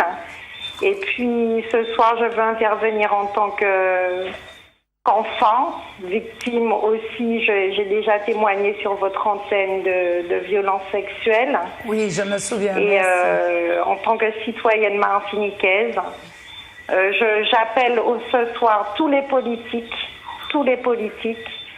à vraiment réagir face à ce problème qui est un problème grave de société, puisqu'on sait qu'en Martinique, 20 000 enfants sont concernés. 20 000 enfants, c'est énorme. Alors, j'ai entendu Sylviane dire tout à l'heure que nos députés avaient voté contre par rapport au fait qu'ils assimilaient ça à un génocide. Mais pour moi, c'est un génocide, ces violences sexuelles et l'inceste, puisque on sait que des enfants qui subissent de telles violences, malheureusement, deviennent parfois des adultes, je dirais, bien en dessous de ce qu'ils pourraient donner à la société. Donc, c'est un vrai problème de société. Alors, je voulais témoigner en tant qu'enfant victime, citoyenne et puis politique aussi à mon petit niveau. Je mène le combat de tous les jours. Au niveau de mon lycée, avec mes élèves, j'ai beaucoup de témoignages tous les jours. Je les envoie vers vous d'ailleurs, les filles. Et merci. Puis voilà, je veux dire que je vous soutiens, que je vous admire, que vous êtes notre voix. Vous êtes notre voix. Et voilà, je vous aime.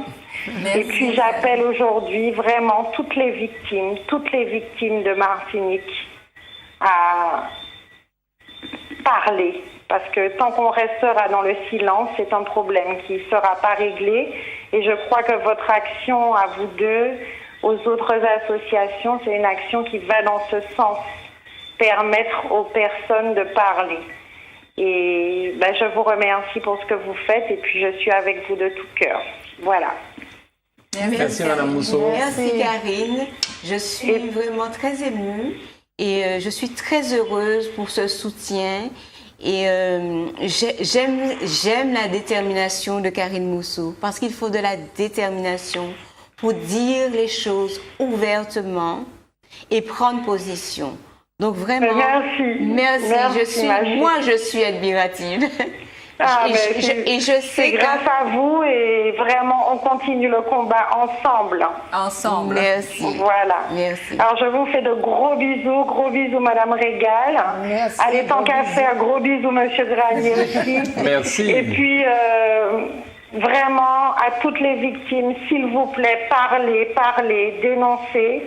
Parce qu'il n'y a que comme ça qu'on va s'en sortir et qu'on va sortir de ce fléau qui, à mon avis, touche la Martinique encore certainement plus que d'autres départements.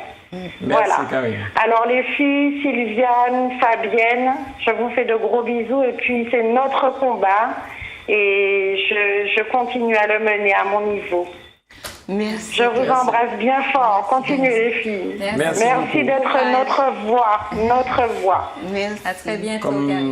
Comme a dit Bisous, merci. Comme a dit la téléspectatrice de Guyane, vous êtes une bougie, vous êtes un phare, vous êtes une lumière pour toutes ces personnes. J'ai trouvé ça très joli, celle qui nous a appelé tout à l'heure de la Guyane. Et donc justement, parlons du groupe de parole.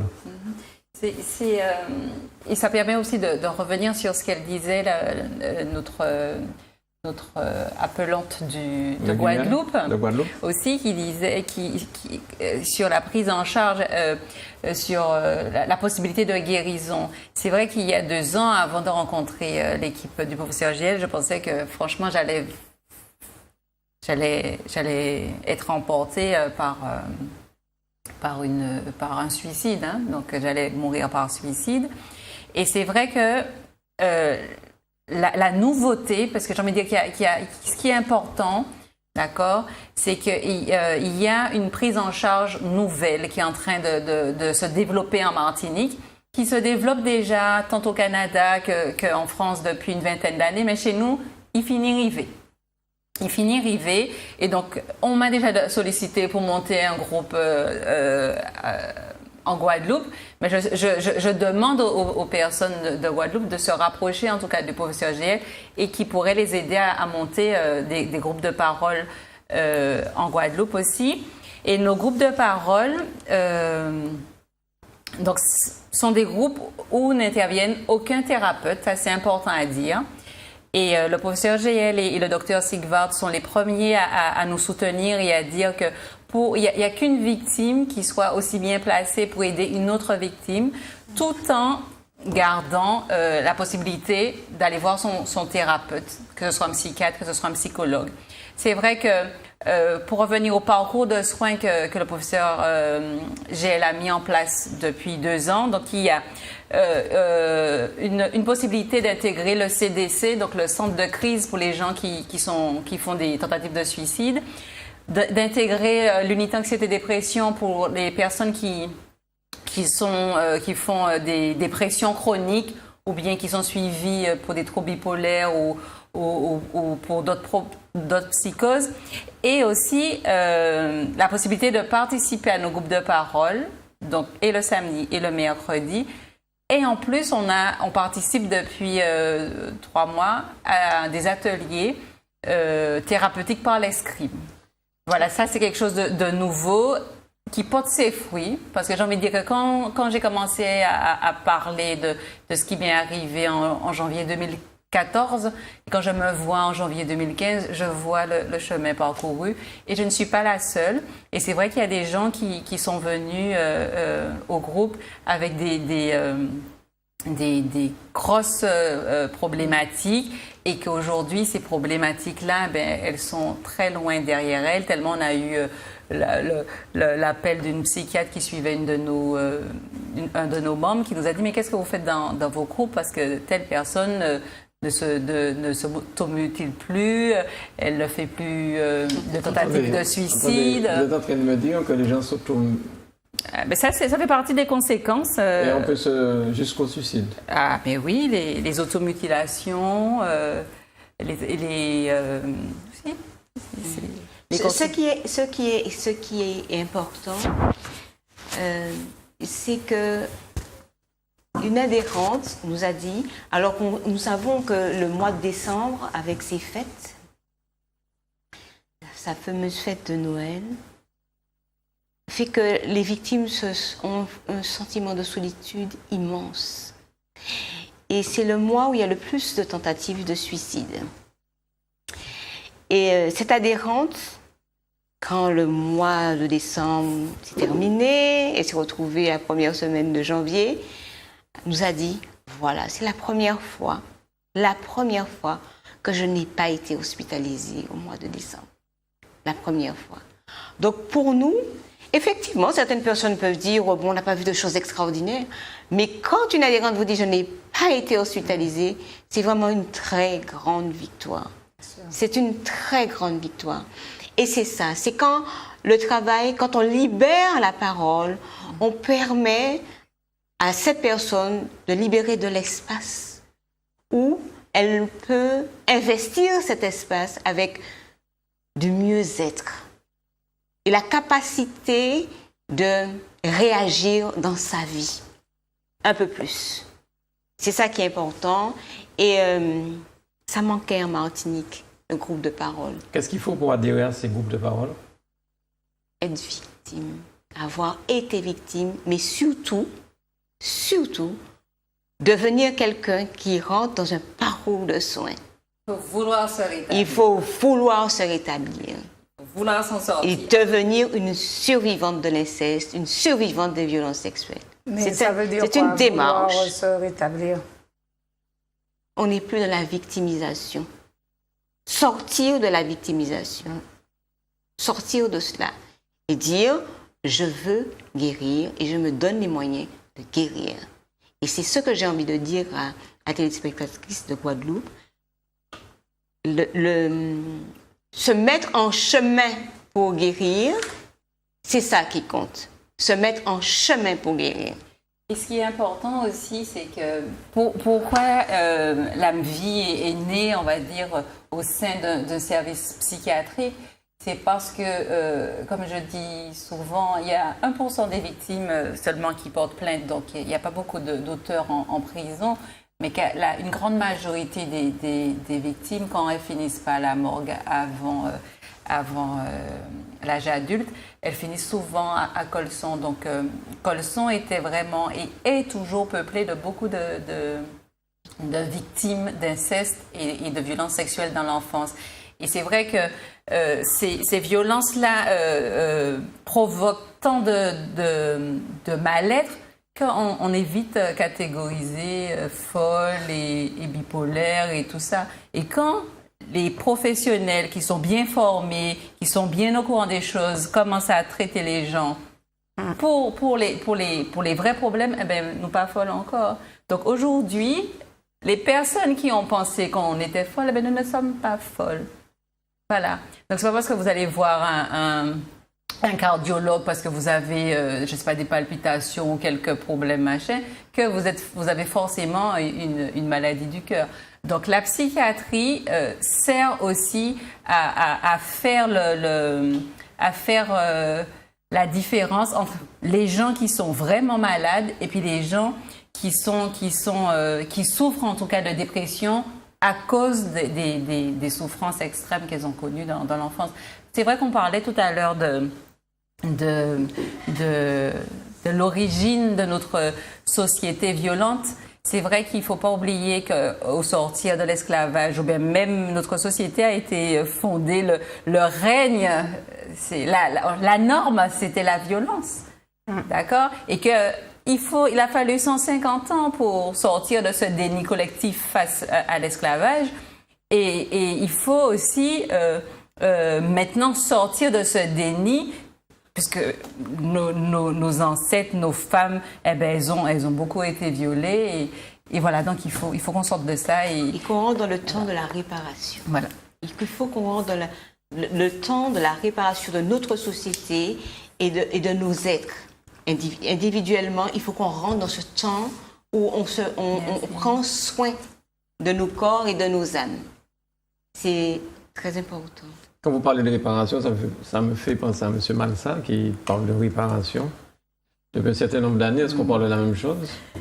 Merci de faire ce parallèle. Ça me fait penser à Frantz Fanon qui disait que ces crimes-là étaient irréparables. Et quand je vois ces hommes s'agiter pour que ces crimes qu'ils n'ont pas subis, mais que nos ancêtres ont subis, soient réparés. J'en parlais il n'y a pas longtemps avec mon psychiatre et je lui disais, mais nous, les victimes, en tout cas chez les victimes de viol et d'inceste, souvent, au moment du procès, eh ben, on refuse les indemnités. Et la réparation dont on parle, c'est nous, c'est que nous qui pouvons nous réparer. C'est pas mon père, hein, c'est pas quand il va faire 10 ans, 15 ans, ni 5 minutes en prison que je vais être réparée. C'est pas ça. D'accord? Ok, j'ai été reconnue victime, mais après, il faut se réparer de tout ça. Et donc, si nos hommes qui militaient pour la réparation du peuple, ils avaient conscience que c'est au peuple déjà de se définir en tant que peuple et puis de se prendre en charge et donc de ne pas attendre que ni Hollande, ni X, ni Y ne les réparent, quoi. C'est à eux de se prendre en main.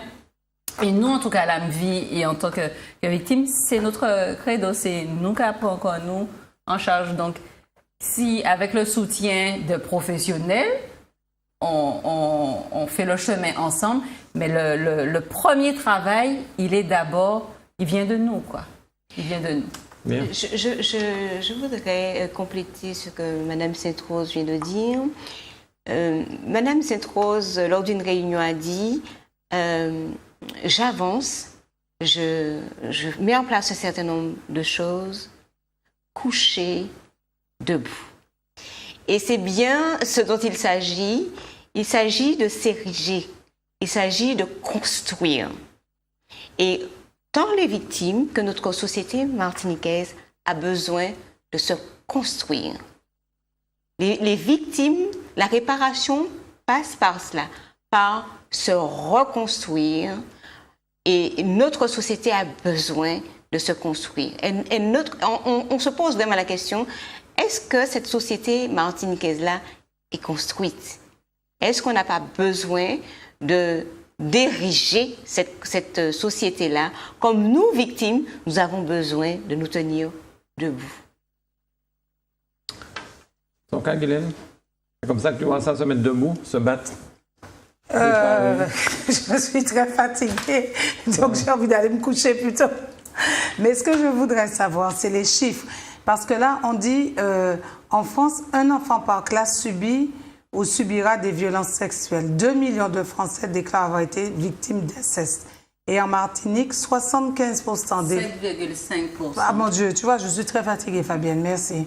Je t'en prie.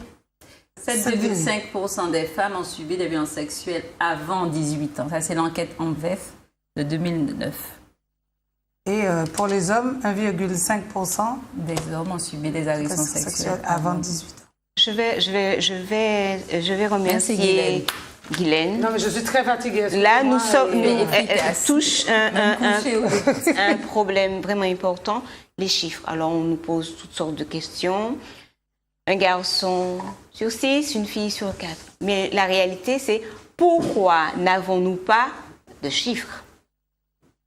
Je voudrais qu'on me réponde à cette question, mais je voudrais surtout qu'on mette en place une enquête, tout simplement.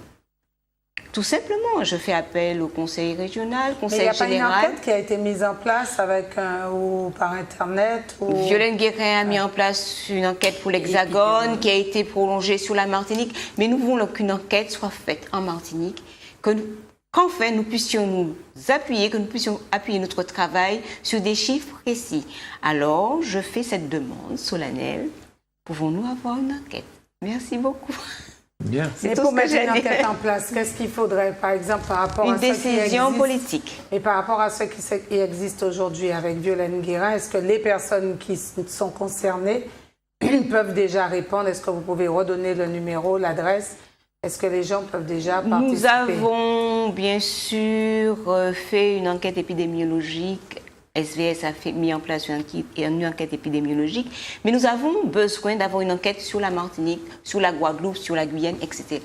Donc vraiment, nous réclamons, nous demandons, il y a une nécessité d'avoir des chiffres pour prendre en charge les personnes, pour prendre en charge les souffrances, pour prendre en charge les pathologies, pour mettre en place les parcours de soins, les parcours de guérison, les parcours de réparation. Donc, j'ai envie de dire, s'il vous plaît, nous voulons une enquête. C'est le moment de demander avec les élections voilà, qui arrivent. c'est pour ça. Je dis tout simplement. Encore faudrait-il que... Il est nécessaire, il est urgent qu'il y ait cette enquête. Un peu de sérieux, voyons. Il nous faut des chiffres. Bien. Madame Sainte-Rose? Que je vous remercie vraiment, Guylaine Régal et M. Granier, de nous avoir ouvert en tout cas votre antenne toute l'année et qu'on commence encore cette année 2015 avec vous. Merci d'avoir beaucoup de considération pour l'enfance et pour les adultes en réparation. Merci vraiment pour l'espoir que vous permettez aux millions de personnes qui nous regardent ce soir, l'espoir d'avoir une vie meilleure. Parce que nous savons tous quasiment que nous allons mourir, mais les victimes, plus que d'autres, elles ont l'impression que c'est souvent d'une seconde à l'autre. Donc on est vraiment venu dire que une autre vie est possible et qu'il faut plus qu'une impulsion, il faut du courage. Et je vous remercie de votre courage parce que des hommes courageux et des femmes courageuses, il n'y en a pas beaucoup. Donc merci beaucoup. Et on rappelle le numéro de donc l'AMVI répond au 06 96 50 12 11. Une adresse mail peut-être? l'AMVI, LAMEVI @live.fr. Bien. Merci beaucoup, Madame Sainte-Rose. Madame Bourreau-Eustache, on rappelle aussi votre conclusion et puis on va rappeler vos coordonnées. Sur Internet, il y a le site de Stop aux violences sexuelles. C'est un site qui est bien documenté. Les professionnels comme les victimes peuvent vraiment trouver là de l'information, des outils, une aide à la prise de conscience et voire à la réparation. Donc c'est un site très accessible et très simplement fait, très simplement écrit et accessible à tous. Donc je recommande ce site. Le numéro de téléphone 06 96 10 11 64. Une adresse mail? Je ne l'ai pas en tête directement. Donc vous m'appelez et puis je vais vous donner, je vais compléter l'adresse mail. Donc chez vous aussi, il y a des groupes de parole? Non, nous travaillons en partenariat vraiment avec l'AMVI. C'est très très important pour nous, ce partenariat avec l'AMVI, même essentiel parce que nous voulons offrir aux victimes un outil pour la réparation. Et ça fait partie sur le parcours de soins, l'AMVI, le groupe de parole, c'est l'outil important de la prise en charge. Alors, on rappelle le mercredi. Je voulais juste ajouter que quand vous m'avez posé une question tout à l'heure au sujet du fonctionnement un petit peu de l'AMVI et du rapport avec la justice, c'est vrai que nous permettons aux personnes de recommencer à se faire soigner, mais aussi on les oriente vers les bonnes associations et les bonnes institutions pour que leurs plaintes soient bien suivies, qu'elles aillent voir un avocat bien formé. Et on met aussi à leur disposition une bibliographie donc pour les aider à se soigner. Donc on a une belle bibliographie. Donc si les personnes sont intéressées à savoir quels livres ils peuvent acheter pour avancer dans leur parcours de soins, donc ils peuvent nous appeler aussi, même si... Parce que c'est difficile, hein, Monsieur Granier, de venir au groupe de parole. C'est pas donné à tout le monde. Je suppose. On rappelle les jours et les heures du groupe de parole. Le groupe de parole du samedi au CHU de Fort-de-France, c'est de 14h à 16h. Donc je rappelle bien qu'il faut appeler au 06 96 50 12 11 pour s'inscrire. Et au Lamentin, donc le mercredi après-midi, de 14h à 16h à l'antenne de Justice et du droit. Et donc, je dis bien que c'est tous les mercredis après-midi et tous les samedis après-midi. Et on cherche d'autres institutions qui pourraient nous accueillir puisque l'AMVI, en tout cas, n'a pas encore les moyens de se payer des locations de salles en dehors des horaires des fonctionnaires. Merci, Madame, pour cette chute. Guylaine, merci beaucoup. Désolé de t'avoir empêché d'être dans ton lit à 7 heures. Mais aujourd'hui, c'est terrible. Vous devez vous demander qu'est-ce qui m'arrive. Non, mais c'est très bien. Je suis anesthésiée de fatigue. Je vous dis qu'on se retrouve demain matin à 9h. Et on va parler... C'est-à-dire mercredi matin? Mercredi matin. Et on va parler de polyarthrite rhumatoïde avec un médecin, une association et 2 malades. Donc, j'espère que je serai réveillée demain pour être là parce que je ne suis pas du matin. Alors, déjà que je dors pas le soir, mais le matin, il est encore plus raide. Donc, à demain matin. Et puis, merci à Fabienne et à SVS, puisqu'il y a moins de 30 ans, on nous disait que l'inceste n'existe pas en Martinique. Et que c'est grâce à un chef de service et surtout à M. Paul Bigourdan, qui était... aide-moi, Fabienne. Qui était... juge. Non, chef de service éducatif. Auprès de l'unique juge des enfants de Fort-de-France. Avec Mme Viviane de Vassoine, qui à l'époque avait fait une enquête et disait qu'il y avait 500 cas d'inceste par an. Par an, et Martinique. sur des enfants de 5 à 6 ans. Ouais. Et il n'y avait rien qui existait. Et la dame, elle écoutait des enfants en larmes à l'école et tout. Donc, que faisait le Conseil général depuis 30 ans? C'est la grande question. Tu vois, tu as su te réveiller au bon moment, Guylaine. Très bien. Même au moment de vous dire au revoir. Nous sommes debout. Merci à toutes les trois. Merci de nous ouvrir la parole. Merci Sylviane. Et puis merci à Violaine et merci à Mylène. À Mylène qui ont veillé très tardivement. Et merci au professeur GL, au docteur Sigvard d'avoir fait les Martiniquais pour nous aux assises nationales. Puisqu'apparemment la Martinique était représentée par 3 Martiniquais, donc Mylène Polomac, le professeur GL et le docteur Sigvard. D'accord. Merci. Merci à toutes les trois. Merci à vous, chez vous, de nous avoir écoutés, nous avoir suivis, d'avoir appelé, d'avoir osé appeler. C'est pas évident pour parler de ce genre de choses. Merci à Sacha. Et tous ceux qui n'ont pas appelé. Et tous ceux qui n'ont pas appelé, mais merci à Sacha. J'espère qu'elle va trouver un travail très rapidement, peut-être bientôt dans une de vos structures. Hein? Oui, de toute manière. Merci beaucoup. Passez une excellente nuit dans les bois de Jésus. À très vite sur Zouk Télévision. Bye bye.